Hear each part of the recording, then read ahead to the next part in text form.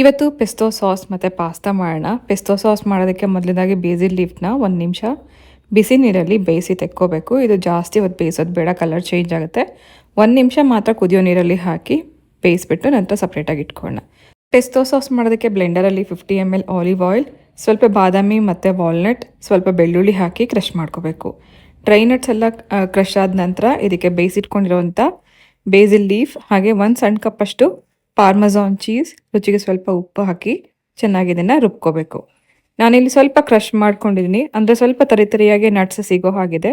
ಬೇಕಿದ್ರೆ ನೀವು ನುಣ್ಣಗೆ ಇದನ್ನು ರುಬ್ಕೋಬೋದು. ಪೆಸ್ತೋ ಸಾಸ್ ರೆಡಿ ಆಯಿತು. ಈ ಪೆಸ್ತೋ ಸಾಸ್ನ ನೀವು ಫ್ರಿಡ್ಜಲ್ಲಿ ಇಟ್ಕೊಂಡು ಬೇಕಂದಾಗ ಬ್ರೆಡ್ಡಿಗೆ ಹಚ್ಕೊಂಡು ತಿನ್ಬೋದು, ಅಥವಾ ಇನ್ಸ್ಟೆಂಟಾಗಿ ಪೆಸ್ತೋ ಪಾಸ್ತಾ ಮಾಡ್ಕೋಬೋದು. ಪಾಸ್ತಾ ಮಾಡೋದಕ್ಕೆ ಇಲ್ಲಿ ಮೊದಲು ಪಾಸ್ತಾ ಬೇಯಿಸಿ ಇಟ್ಕೊಂಡಿದ್ದೀನಿ. ಸ್ವಲ್ಪ ಬೆಣ್ಣೆಗೆ ಚಿಲ್ಲಿ ಫ್ಲೇಕ್ಸ್ ಹಾಕಿ ಮಿಕ್ಸ್ ಮಾಡಿಕೊಂಡು ಬೇಯಿಸಿರುವಂಥ ಪಾಸ್ತಾ, ಹಾಗೆ ಇದಕ್ಕೊಂದು 2 ಟೇಬಲ್ ಸ್ಪೂನಷ್ಟು ಪೆಸ್ತೋ ಸಾಸ್ ಹಾಕಿ ಸ್ವಲ್ಪ ನೀರು ಹಾಕಿ ಮಿಕ್ಸ್ ಮಾಡ್ಕೊಳ್ಳೋಣ.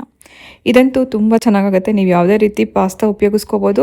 ಇದರ ಟೇಸ್ಟನ್ನು ಎನ್ಹ್ಯಾನ್ಸ್ ಮಾಡೋದಕ್ಕೋಸ್ಕರ ಒಂದು 2 ಟೇಬಲ್ ಸ್ಪೂನಷ್ಟು ಫ್ರೆಶ್ ಕ್ರೀಮ್ ಹಾಕ್ತಾಯಿದ್ದೀನಿ. ಫ್ರೆಶ್ ಕ್ರೀಮ್ ಹಾಕೋದ್ರಿಂದ ಒಂದು ಕ್ರೀಮಿ ಕನ್ಸಿಸ್ಟೆನ್ಸಿ ಇರುತ್ತೆ, ತುಂಬ ರುಚಿಯಾಗಿರುತ್ತೆ.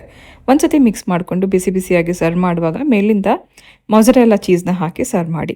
ರೆಸ್ಟೋರೆಂಟಲ್ಲಿ ಸಿಗೋದಕ್ಕಿಂತಲೂ ಇನ್ನೂ ರುಚಿಯಾಗಿ ಮನೇಲೇ ನೀವು ಈ ರೀತಿ ಪೆಸ್ತೋ ಪಾಸ್ತಾ ಹಾಗೆ ಪೆಸ್ತೋ ಸಾಸ್ ಮಾಡ್ಕೋಬೋದು.